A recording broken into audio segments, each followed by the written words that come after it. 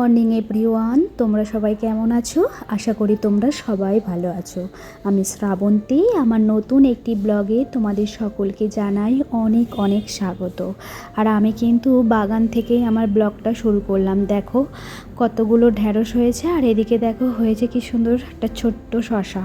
তবে অনেক শশা ধরেছে জানো, যদি মাটিটা ঠিকঠাক হতো না তাহলে হয়তো শশাগুলো আরও ভালো বড় বড় হতো। আর সেদিন বলেছিলাম না যে লঙ্কাগুলো ঝাল হবে কি না জানি না, তবে লঙ্কাগুলো না ঝাল নয় জানো তো। এই লঙ্কাগুলো সেই পকোড়া খাওয়ার লঙ্কা, বা তুমি হচ্ছে চাউমিনেও খেতে পারো, মানে ক্যাপসিকাম লঙ্কা যাকে বলে। তো মা এসেছে, তোমরা থাম্বনেল দেখে বুঝতেই পেরে গেছো। তো মাকে ভাবলাম মুড়ি খাবে তো দুটো লঙ্কা তুলছি, তুলে পকোড়া করার জন্যই, তাই জন্য লঙ্কাগুলো নিয়ে নিচ্ছি।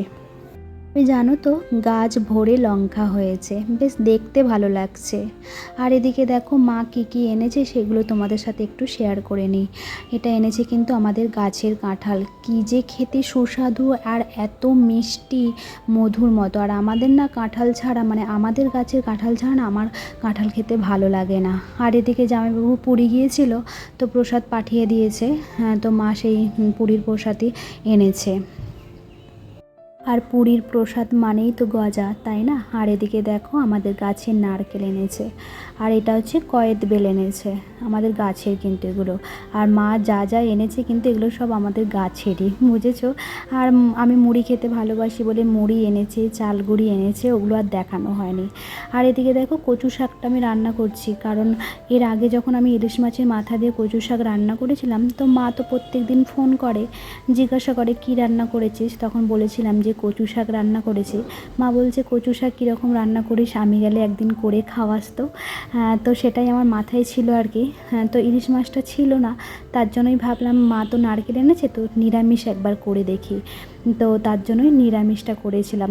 কী যে খেতে ভালো হয়েছে, মানে এই কচু শাক দিয়েই ভাত খাওয়া হয়ে যাবে। আমার মাও বলেছে কচু শাকটা খেতে বেশ ভালো হয়েছে। মা আবার বলেছিল আমাদের এখানে এই কচু শাক কত নষ্ট হয়, কেউ কিন্তু এরকমভাবে রান্না করে খায় না। তবে এবারে দেখি বাড়ি যাই, তো আমি রান্না করব এরকমভাবে কচু শাক। আমি তখন বললাম মাকে যে আমি বাড়ি যাই, আমি রান্না করে সবাইকে খাওয়াবো এইভাবে কচু শাক। আর যেই জিনিসটা নতুন শিখি তো সেটা বেশ করে খাওয়াতে ভালোই লাগে জানো তো। আর এদিকে দেখো ঝমঝমিয়ে বৃষ্টি হচ্ছে, আর রাস্তাটার অবস্থা দেখতে পাচ্ছ। আমাদের রাস্তা এরকম কাঁচা রাস্তা, সামনের রাস্তাটা। কেউ বলবে এটা শহর এলাকার রাস্তা, ভাবো এর থেকে মনে হয় গ্রামের রাস্তা অনেক ভালো। রাস্তাটা একদমই হচ্ছে না এরকমই। তবে কি জানো তো, গত বছর এত বৃষ্টি হয়েছিল, পুরো এক হাঁটু জলের মতো প্রায় হয়ে গেছিলো।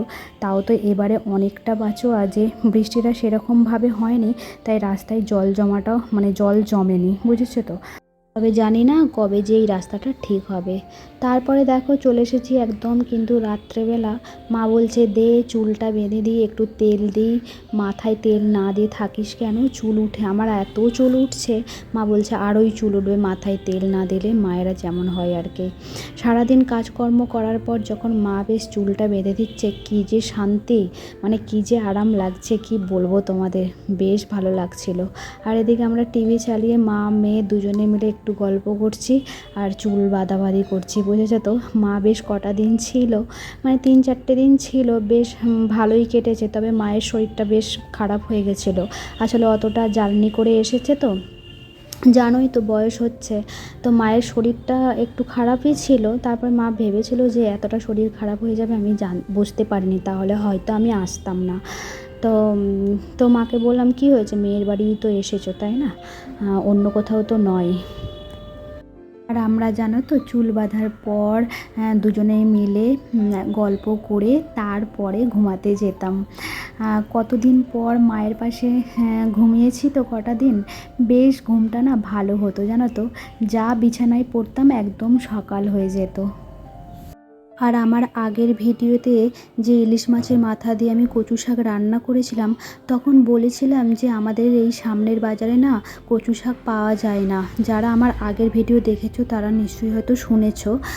আসলে কি বলো তো, এখানে না কচু শাক পাওয়া যায়, কিন্তু আমার বর তো একটা দোকান থেকে সবজি বাজার করে আনে, যে ও অত ঘোরে না, বুঝেছো। একটু ঘুরে বাজার করলে দেখবে সবটাই পাওয়া যায়।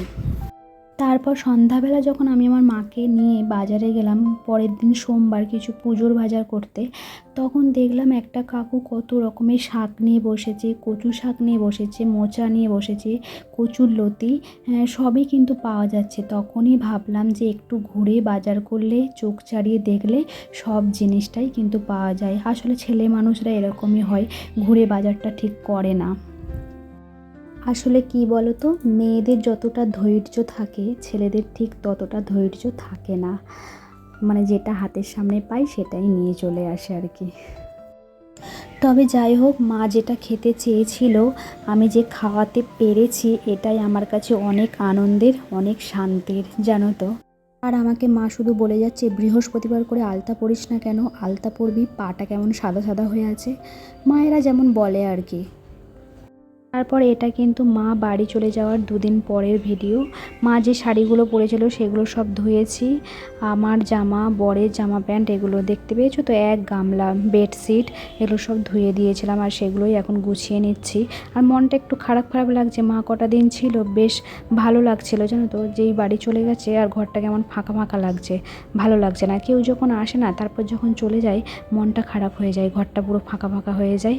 আর কেউ যখন আসে বাড়িতে তখন বেশ কীভাবে যে দিনগুলো কেটে যায়, বেশ ভালো লাগে। সময়টা ঘড়ির কাঁটার দিকে তাকাতেই হয় না, কোথা থেকে দিনগুলো কেটে যায়, জানো তো। আর তখন যে তোমাদেরকে আমি কয়েদ বেলগুলো দেখালাম, ওটা আমাদের গাছের বেল। ওই বেলের কতগুলো, মানে কত স্মৃতি, কত ঘটনা তোমাদেরকে বলি, ছোটোবেলার ঘটনা। আর মানে দুর্গাপুজোর 2 মাস আগে থেকে ওই বেল কিন্তু আমাদের পেকে গাছ থেকে পড়তো। তো আমরা না ভোর 3:30 4টের সময় করে উঠে ডাঙায় তো কুড়াতাম, তারপরে জলের মধ্যে 1 হাঁটু জল থাকতো, সেখানে মানে হালটে হালটে পা দিয়ে হাত দিয়ে কুড়াতাম, জানো তো, জলের মধ্যে নেমে। আর ওই বেল কুড়িয়ে স্কুলের বন্ধুদের কাছে বিক্রি করতাম, কোনোটা 1 টাকা, কোনোটা 2 টাকা, আবার যেই বেলটা একটু বড় দেখতাম সেটা আবার 5 টাকা দিয়ে বিক্রি করতাম, জানো তো। যেহেতু 2 মাস পরে দুর্গাপুজো, তাই ওই বেল কুড়িয়ে বেল বিক্রি করে টাকা জমিয়ে তারপরে কিন্তু পুজোর জন্য, মানে দুর্গাপুজোর জন্য সাজের জিনিস কিনতাম পরবো বলে, জানো তো। আর একটা নিজের ইনকামের জিনিস বলতে পারো। এ এক আলাদাই অনুভূতি, আলাদাই আনন্দ, আলাদাই মজা, সে আর কি বলবো তোমাদের। ভীষণ ভীষণ হ্যাপি তখন থাকতাম আমরা। জানো তো, যখন স্কুল ছুটি থাকতো তখন না একদম দুপুরবেলা ঘুমাতাম না। আর পায়ে যদি নূপুর পরে থাকতাম, সেটা এক বড় সমস্যা, জানো তো। কারণ ওই নূপুরের আওয়াজে তো মা উঠে যাবে, তখন তার আমাদেরকে বাইরে বেরোতে দেবে না। তাই কী করতাম জানো তো, ওই নূপুরের বলের জায়গাটা ধরে পা টিপে টিপে বেরিয়ে যেতাম। তারপরে বাইরে গিয়ে বন্ধুদের সাথে একসাথে বসে তেঁতুল মাখা, বেল মাখা, আমড়া মাখা, মানে কত খেয়েছি, জানো তো। তখন কিন্তু কোনো গ্যাস অম্বল হতো না, শরীর একদম সুস্থ ঠিকঠাক থাকতো। ছোটোবেলাটাই সবাই একসাথে কী যে মজা করেছি তোমাদের কি বলবো। মানে এই ছোটোবেলার স্মৃতিগুলো যদি তোমাদের সাথে শেয়ার করতে বসি তাহলে ভিডিওটা না অনেক বড় হয়ে যাবে। তবে যখনই পারবো অন্য ভিডিওতে একটু একটু করে শেয়ার করব তোমাদের সাথে। তাহলে বন্ধুরা, ভিডিওটা আর বেশি বড় করব না, আজ এখানেই থাক। আমার ভিডিওটি যদি তোমাদের ভালো লেগে থাকে তাহলে please like, comment, share and subscribe করে দিও। ভালো থেকো, সুস্থ থেকো, সাবধানে থেকো। আবার দেখা হবে নতুন একটি দিনে, নতুন একটি ব্লগে। টাটা বন্ধুরা।